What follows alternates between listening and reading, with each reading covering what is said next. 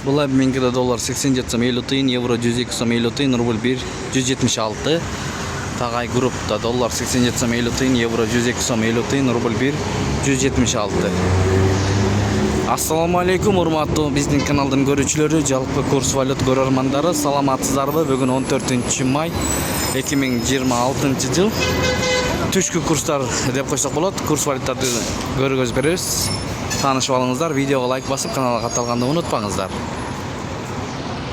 Айыл банкта доллар 87 сом 30 тиын, евро 102 сом 10 тиын, рубль 116 тиын, сатуу 120.